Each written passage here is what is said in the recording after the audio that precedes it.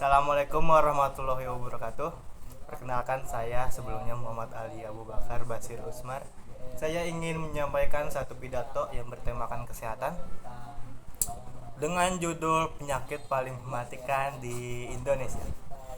Sebelumnya saya harus jelaskan dulu apa 3 penyakit yang paling mematikan di Indonesia.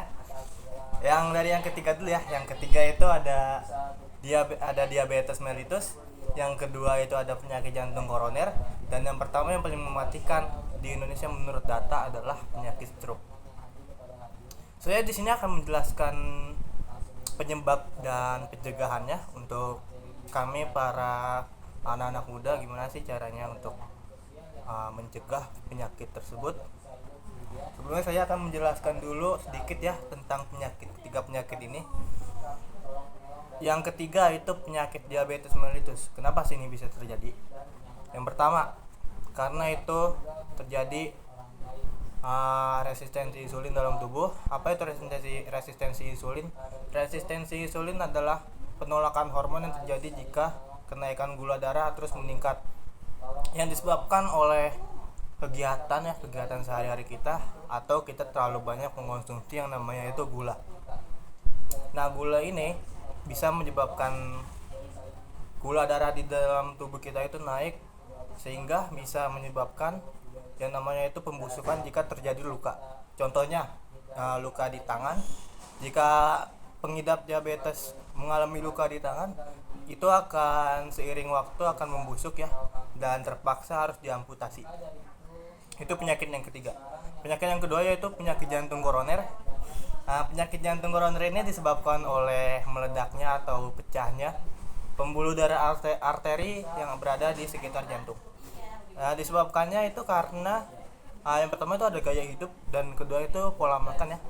Gaya hidupnya biasanya ini orang-orang yang obesitas, yang tidak olahraga sama sekali, dan tidak produktif. Untuk pola makannya, biasanya untuk mengidap penyakit ini itu pola makannya itu kebanyakan makan kolesterol yang tinggi, makan makanan berlemak dan berminyak.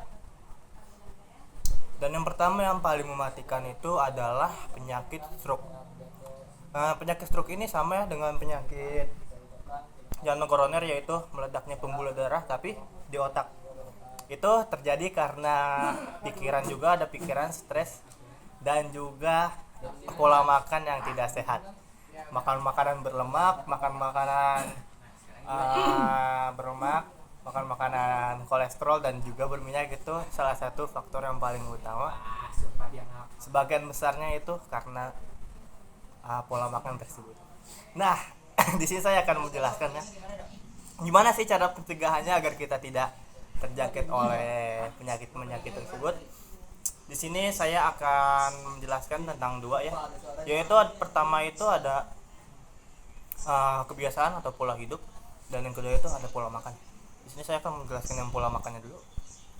Untuk kita para pemuda ya, kita harus membatasi batas kalori harian kita. Nah, kalori harian kita berapa sih? Kalian bisa cek aja di Google atau di website ya. Kalian bisa cek di Google, itu ketik aja kalkulator kalori. Dan di situ kalian bisa cek kalori, intake kalori kalian tuh berapa sih per hari itu. Karena setiap orang tuh beda-beda intake kalorinya. Dan yang kedua ini ada gaya hidup atau aktivitas. Nah, gaya hidup atau aktivitas ini maksud saya tuh olahraga yang teratur dan juga ideal untuk anak muda. Idealnya berapa kali sih dalam seminggu? Menurut saya yang paling ideal itu 5-6 kali seminggu, dengan rentang waktu 150 menit per hari. Olahraga itu ada 3 macam ya, yang paling populer di kalangan anak muda. Yang pertama itu ada jogging, yang kedua itu ada lari, dan yang pertama itu angkat beban. Nah, angkat beban ini jika kalian anak muda yang belum bisa membeli membership gym, kalian bisa ada 2 alternatif lain nih. Yang pertama itu ada street workout atau calisthenics, yang kedua itu ada home workout. Nah, lalu emang kenapa sih kagak boleh Emang kenapa sih kagak boleh olahraga setiap hari? Itu dikarenakan tubuh juga perlu istirahat ya, perlu istirahat untuk recovery sel otot dan juga sel otak.